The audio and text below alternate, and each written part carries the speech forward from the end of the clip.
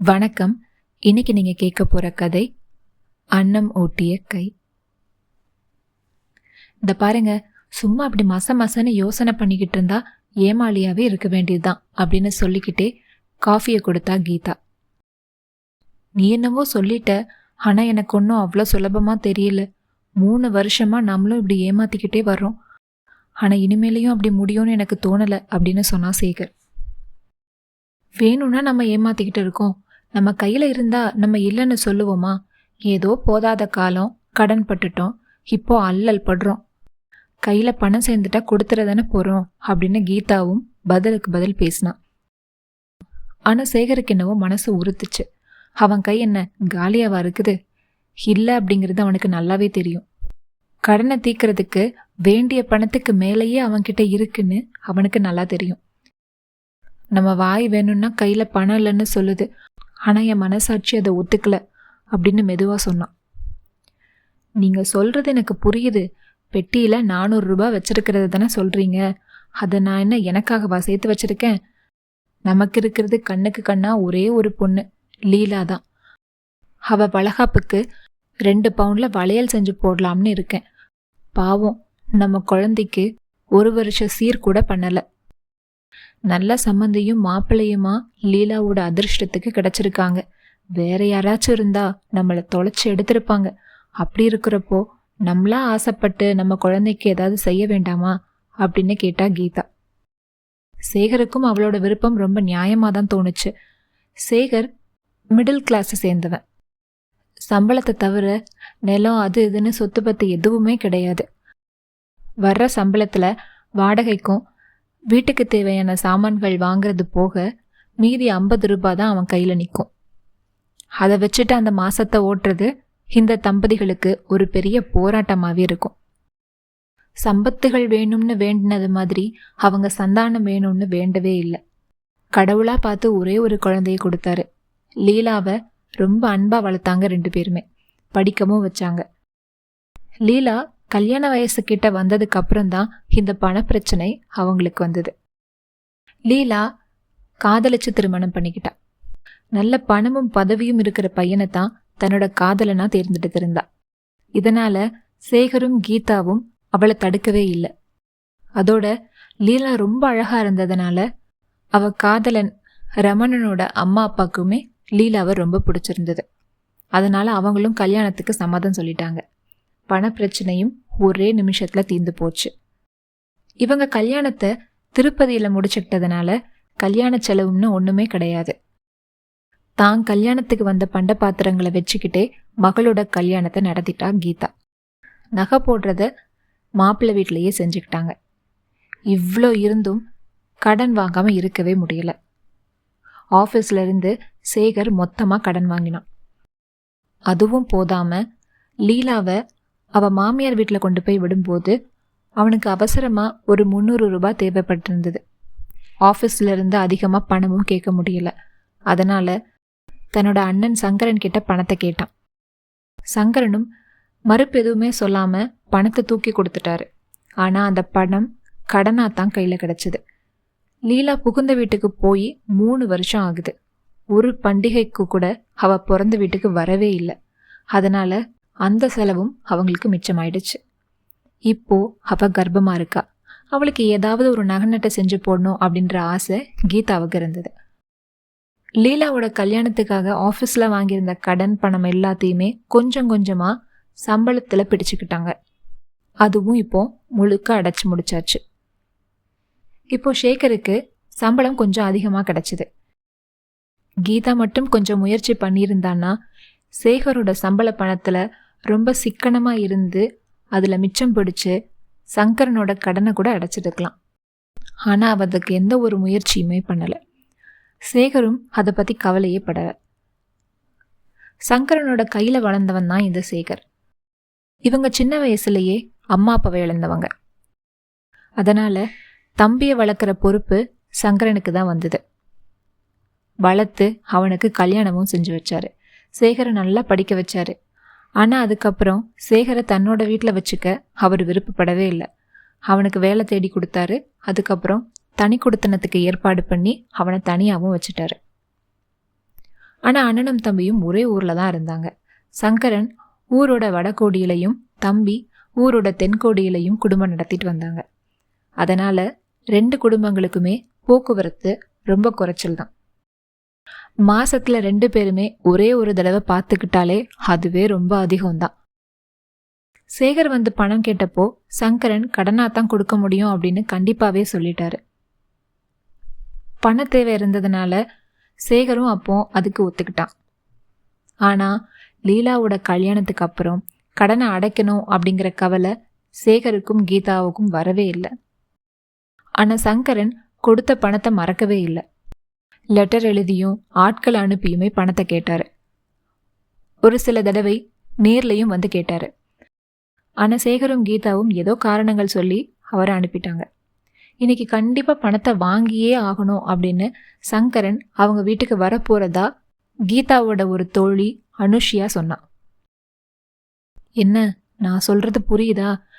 வேணும்னு பிடிவாதமா நம்ம கிட்ட இருந்து பணத்தை வாங்குறதுக்கு உங்க அண்ணன் பாக்குறாரு. இல்லைன்னா அவருக்கு பணத்துக்கு என்ன கஷ்டம்? இந்த 300 ரூபாய் வாங்காம இருந்தா தான் என்னவா? இதை இனாமா கூட உங்களுக்கு கொடுத்துருக்கலாமே அப்படின்னா கீதா. சச்ச, அப்படிலாம் சொல்லாத, என்னை விட அவனுக்கு சம்பளம் ரொம்ப குறைச்சல் தான் அப்படின்னு சொன்னா சேகர். சம்பளம் குறைவா இருந்தா என்ன, குழந்தை குட்டின்னு ஒண்ணுமே கிடையாது, அவருக்கு என்ன செலவு? நம்ம லீலாவையே அவரோட குழந்தையா நினைச்சு கூட அவர் அந்த பணத்தை கேட்காம இருக்கலாமே அப்படின்னு பதிலுக்கு பதில் வாதாடினான். இருந்தாலும் எல்லாம் கிடக்கட்டும், அவன் வந்தா பணம் கொடுக்க முடியாதுன்னு சண்டை போட முடியுமா? பணம் கடனா கேட்டு வாங்கினது தானே அப்படின்னா. நான் என்ன சண்டையா போட சொன்னேன்? எல்லாத்துக்கும் ஒரு வழி இருக்கு. வர்றவர் வாயை திறந்து பணம் கேட்க வழியே இல்லாம கூட பண்ணிடலாம் அப்படின்னு ஐடியா சொன்னா கீதா. தேவையில்லையே, அப்படி என்ன மந்திரம் வச்சிருக்க அப்படின்னு கேட்டான் சேகர். உடனே கீதா அவ மனசுல தயாரா வச்சிருந்த ஒரு ஐடியாவை சொன்னான். சங்கரன் வரும்போது சேகர் கடுமையான ஜுரத்துல கஷ்டப்படுறவ மாதிரி ஒரு நாடகத்தை நடிக்கணும். அதை பார்த்து சங்கரன் கல்லா உட்கார்ந்துடணும். அவன் வந்த காரியத்தையே மறந்து மனசு உருகி போகணும். சகோதரர்கள் 2 பேருமே ஒருத்தர் நேரா பார்த்தே பல மாசம் ஆயிடுச்சு. அதனால இவனுக்கு ஜுரம் வந்திருக்கிறதா சொன்னா கண்டிப்பா சங்கரன் நம்புவாரு. பிளான் எல்லாம் சரிதான், ஆனா எனக்கு ஜுரம்னு அண்ணா நம்பணுமே அப்படின்னா சேகர். நம்ம நடிக்கிற நடிப்புல அவர் உங்களுக்கு ஜுரம்னு நம்பி உருகிற மாதிரி நம்ம பண்ணணும் அப்படின்னு சொன்னா கீதா. சரி, எனக்கு ஜுரம்னு நம்புறதாவே இருக்கட்டும், ஆனா அவன் பணமே கேட்காம போயிடுவான் அப்படிங்கிறது என்ன நிச்சயம் அப்படின்னு கேட்டான். ராமா, உங்களுக்கு இவ்வளோ சந்தேகமா? உங்க அண்ணன் தம்பி பாசம் நடுசுல குறுக்க வந்து பணத்தை கேட்க விடாம பண்ணிட்டா? சகோதர பாசத்துக்கு அவ்வளோ மகத்துவம் அப்படின்னு அவன்கிட்ட அடிச்சு பேசினா கீதா. சேகர் அவனோட பேச்சில மயங்கியே போயிட்டான். சங்கரன் வரும்போது அவனுக்கு ஜுரம் வந்த மாதிரி நடிக்கிறதுக்கு அவனும் தயாராயிட்டான். வாசல்ல செருப்பு சத்தம் கேட்டுச்சு. உடனே கீதா அவசரமா சேகரை கட்டில படுக்க சொல்லிட்டு மேல கம்பிளிய போத்தி விட்டா. தலைக்கு மஃப்ளரை கட்டிட்டா. தன்னோட முகத்தையும் அதுக்கேத்த மாதிரி சோகமா மாத்திக்கிட்டு சங்கரனை உள்ள வர சொன்னான். மா பா அப்படின்னு சேகர் தலையில கைய வச்சுக்கிட்டே முணங்கினான். சங்கரன் மெதுவா உள்ள நுழைஞ்சப்போ, ஐயோ என்னடா அது அப்படின்னு கேட்டுக்கிட்டே பக்கத்துல இருந்த சேரை தூக்கி கட்டில் பக்கம் போட்டு உட்கார்ந்துக்கிட்டாரு. சேகர் பதில் சொல்றதுக்கு முன்னாடியே கீதா பதில் சொன்னான். என்னன்னு தெரியல, 2 நாளா திடீர்னு ஒரே தலைவலியும் ஜுரமுமா இருக்குது, கண்ணையே திறக்கல, நைட்டு முழுக்க தூங்கவும் இல்லை அப்படின்னு ரொம்ப சோகமா முகத்தை வச்சுக்கிட்டு கீதா சொன்னான்.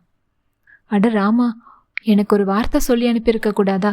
சேகர், நீ இப்படி சும்மா இருந்தா பிரயோஜனமே இல்லை. முதல்ல அந்த டாக்டர் வாசுதேவனை கூட்டிட்டு வந்து காட்டணும்.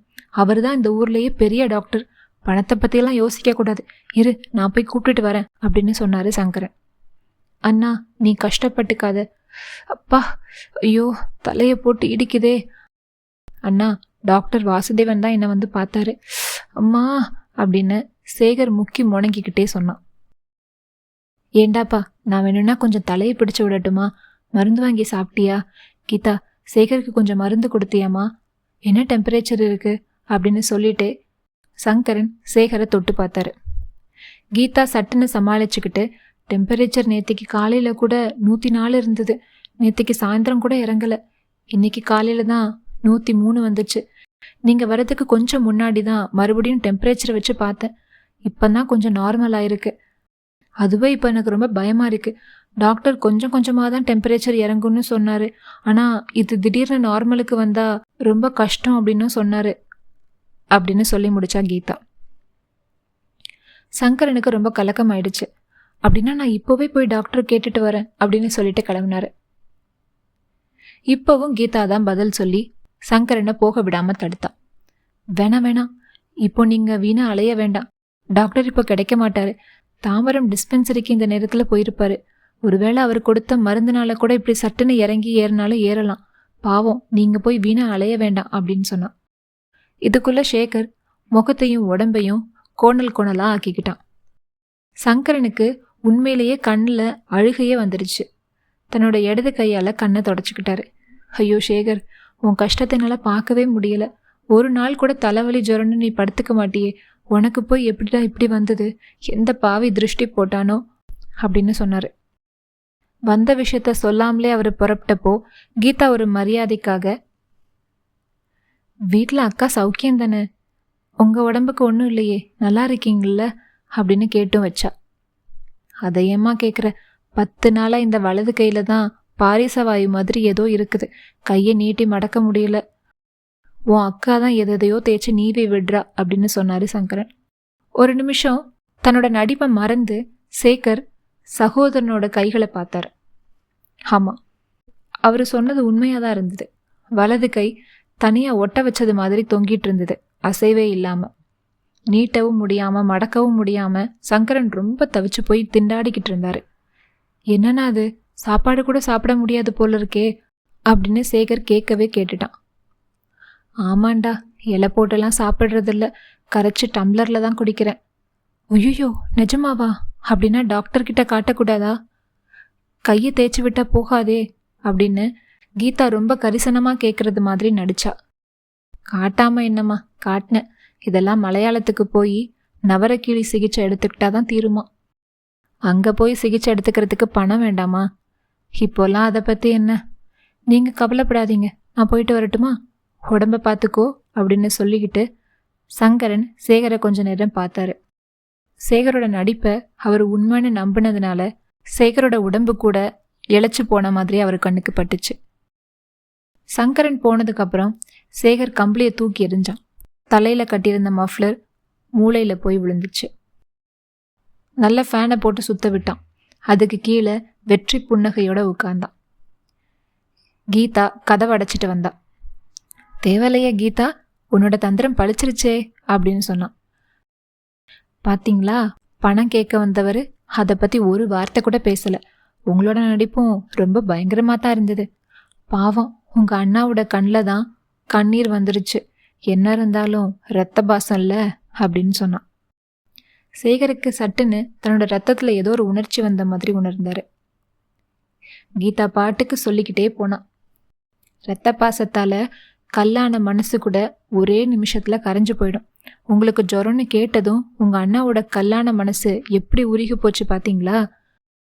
சாதாரணமாவே ரத்த பாசத்தால அண்ணன் தம்பிகள்லாம் சேர்ந்துருவாங்க. ஆனா உங்க அண்ணன் உங்களை ஊட்டி வளர்த்தவராச்சு. சேகருக்கு சட்டுன்னு பழைய நினைவுகள்லாம் வந்துச்சு. இதே சங்கரன் தான். சின்ன வயசுல சேகருக்கு உண்மையாவே நல்ல ஜுரம் வந்திருந்துச்சு.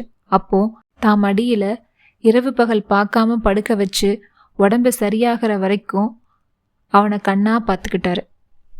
சேகருக்கு கஞ்சினா பிடிக்கவே பிடிக்காது. சங்கரன் தான் மெதுவா இடது கையால அவன் தலையை கோதிக்கிட்டே வலது கையால கொஞ்சம் கொஞ்சமா கஞ்சியை வாயில ஊத்திக்கிட்டு இருப்பாரு. 1000 கதைகள் சொல்லுவாரு. அதுவும் இரத்த பாசத்தினாலேயோ என்னவோ. என்ன, எந்த கோட்டையை பிடிக்க பலத்த யோசனையில உட்காந்துட்டீங்க? நான் தான் தீர்மானமா சொல்றேனே, இரத்த பாசங்கிறது அழிக்க முடியாத, ஆழம் காண முடியாத சமுத்திர ஜலம் மாதிரி. அதனால சாதிக்க முடியாததையும் சாதிச்சிடலாம், பொய்யையும் உண்மைன்னு சொல்லி நம்ப வச்சிடலாம். கீதா தன் திட்டத்தோட வெற்றிய அப்படியே பெருமையா சொல்லிக்கிட்டு இருந்தா. அவளோட ஒவ்வொரு வார்த்தையும் சேகரோட மனசை குத்திக்கிட்டே இருந்தது. ஒரு சமயம் குழந்தை பருவம் இல்லாம இளமை பருவத்துல கூட இவன் கல்யாணம் ஆகிறதுக்கு முன்னாடி எங்கேயோ போய் விழுந்து கை நரம்பு பிசகி போச்சு. சாப்பிட முடியாம திண்டாடினப்போ சங்கரன் தான் சுட சுட சாதம் பிசைஞ்சு ரசமும் தயிரும் ஊத்தி அறுசுவை உணவு ஊட்டினது அவனோட ஞாபகத்துக்கு வந்தது. சேகருக்கு சட்டுன்னு சங்கரனோட அன்னம் ஊட்டிய கை கண்ணு முன்னாடி வந்து போச்சு. அந்த கை இன்னைக்கு மடங்கி அவரோட வயிற்றுக்கு கூட சாப்பாடு போட முடியாத நிலைமையில இருக்குது. அவரு கையை சிகிச்சை பண்றதுக்கு உபயோகப்படாத ஒரு பணமும் பணமா அப்படின்னு மனசுல ஒரு குரல் வந்துச்சு. அண்ணனுக்கு இருக்கிற ரத்த பாசம் தம்பிக்கு இருக்காம இருக்குமா? சேகரோட ரத்தம் கொதிச்சு அவனை எங்கேயோ போக சொல்லுச்சு. உடனே சேகர் பெட்டியை திறந்து பணத்தை எடுத்துக்கிட்டு வாசப்பக்கம் ஓடினான். கீதா அப்படியே திகைச்சு போனா. எதுக்காக இப்போ அந்த ரூபாய் எடுத்துட்டு ஓடுறீங்க அப்படின்னு கேட்டா. பணம் அண்ணாவுக்கு, என்ன வளர்த்த அண்ணாவோட கைக்கு. ஐயோ, பணம் சீமந்தத்துக்காக வச்சிருக்கேன். சி, நீ சும்மாரு, ரத்த பாசத்தோட அருமை உனக்கு தெரியாம பேசாத அப்படின்னு சொன்னான் சேகர். கீதா அவனை பார்த்து ஸ்தம்பிச்சு நின்ன அதே சமயத்துல தெருவுல அண்ணா அண்ணா அப்படின்னு கூப்பிட்டுக்கிட்டே தம்பி ஓடி வர சத்தத்தை பார்த்து சங்கரனும் திகைச்சு நின்னாரு. இந்த கதை எப்படி முடியுது? கதை எப்படி இருந்ததுன்னு கமெண்ட்ல சொல்லுங்க. அடுத்த வாரம் இன்னொரு சிறுகதையுடன் உங்களை சந்திக்கிறேன். நன்றி.